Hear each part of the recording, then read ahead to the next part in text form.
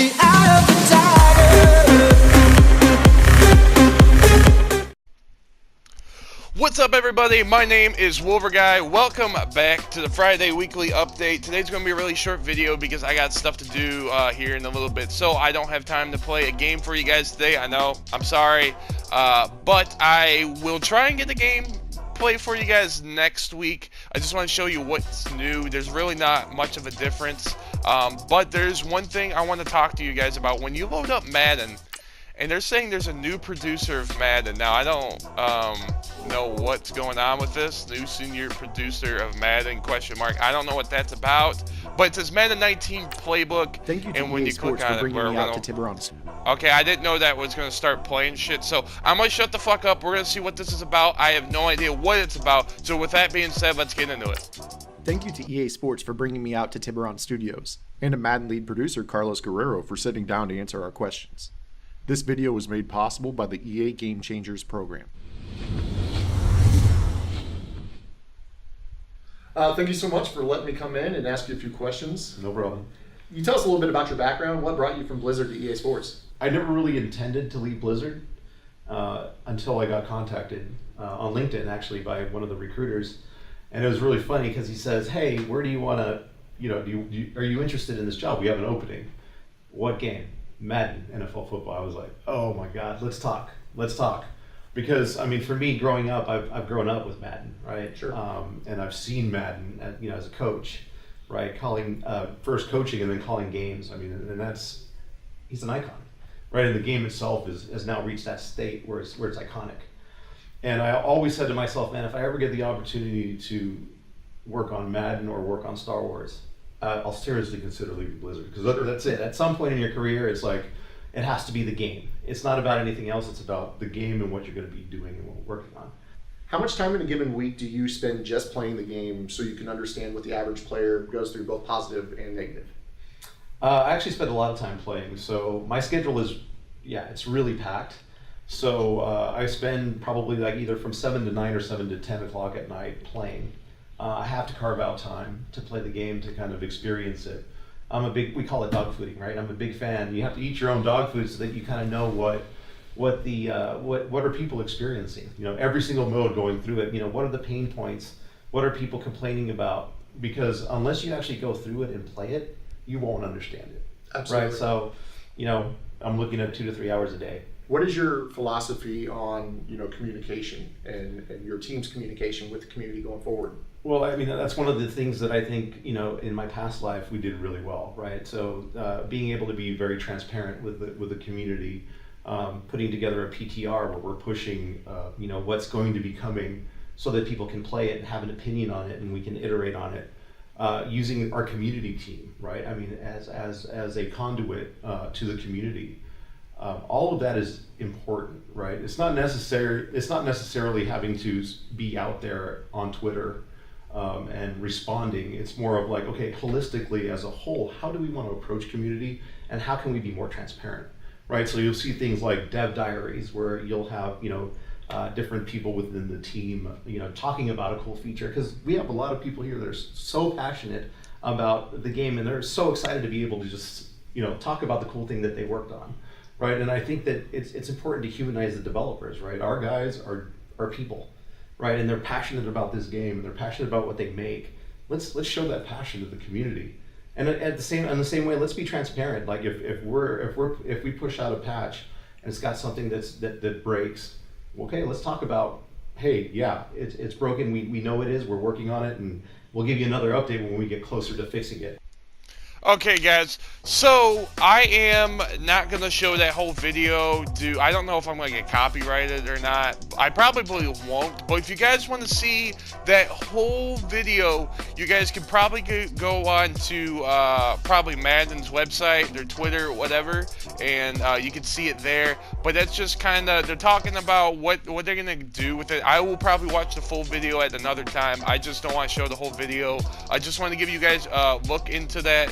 And yeah, I don't know if I'm going to get copyrighted, so I'm just trying to be safe than sorry. And there is a Hall of Fame edition, so it's basically like the same edition like last year, and it's probably going to give you, the elites like they did with this year.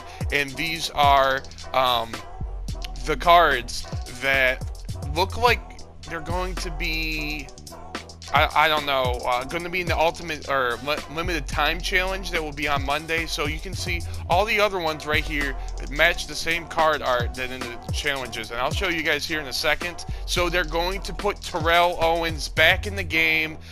There's been a conflict. I'm not going to get into the huge conflict between Terrell Owens and EA. He was kind of talking, and EA said some shit. I don't know what happened exactly, but they weren't on good terms, and they must be on good terms now because they're going to put Terrell Owens in the game. And it looks like if you pre-order it and start playing on August 7th, you're going to probably get either all of these guys, or you're going to get to select one of these guys. So you could be anywhere from Dan Marino, Brian Urlacher, Terrell Owens, Rob Woodson, and Terrell Davis, which that's a pretty good lineup right there for next year. So I don't know. I don't know what's all about that, but they will probably tell us a little bit more as we go on. It's probably going to be the same bundle that they had with Madden 18, that you could pick whoever you want, like Barry Sanders, Ray Lewis, whoever else they had.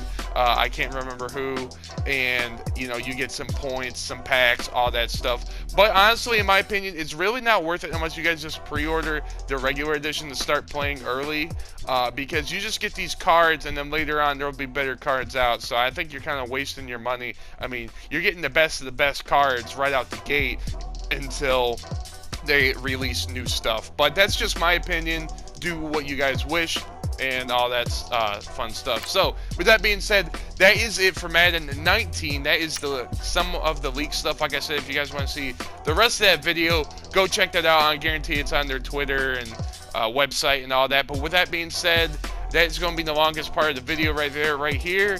I did get my objectives done for the replay this week, and I don't think I got anything. I got a quarterback out of it, and I sold it for like $7K. I forget who it is. I don't understand this, guys. I have not played any online games, and I have somehow qualified for Weekend League. I have no idea. Will I play? I might play a couple games to get where I was over the weekend. I'm really not sure. I'm going to be kind of busy over the weekend, so we'll wait and see.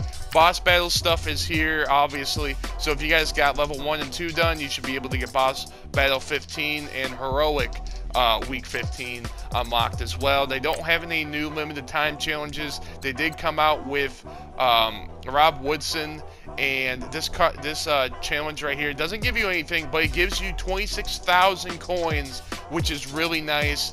And that means that if that Terrell, like, look at these card arts, if they're the same as what I just showed you guys.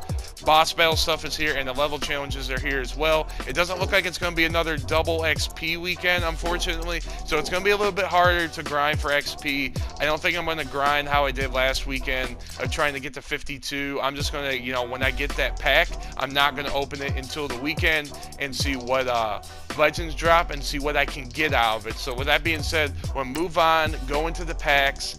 The packs, there are bundles. They've brought back the offense and defense fantasy packs for the position heroes, so you can do that. Also, you can do Ultimate Legends fantasy pack if you have the actual real money to do that. I don't really dump money in the games too much, so I won't do that. It was the same with the best of the best pack. I don't care about it. So I'm just doing my level cap pack right now. We're going to pull an 85 Emmanuel Sanders out of that. That's actually, I generally don't really pull many elites out of that. That's okay. I mean, thanks, Madden. I mean, I'm not going to get any use out of it, but hey, thanks, I guess, is all I can really say. So I'm doing my daily objectives, as you guys can see. We'll talk about my lineup. I don't think really anything has changed. The NFL replay, obviously, week 15 is here. So the cards this week are 99 overall, David Johnson, and Earl Thomas from 2012. So I've seen some gameplay on that Johnson, man. That stuff's beast right there. And those are all of the other sets, I believe, for right now. There's nothing new for the sets.